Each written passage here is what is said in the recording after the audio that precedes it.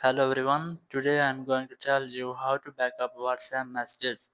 For this, you just have to open your WhatsApp app, just open it, then tap on the three dots in the top right corner of the screen, and then tap on settings.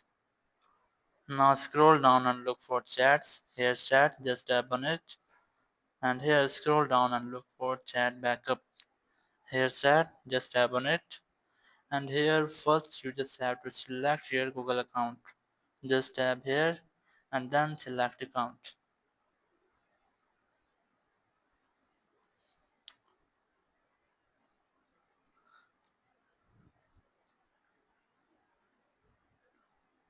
After selecting your Google account, you just have to tap on backup.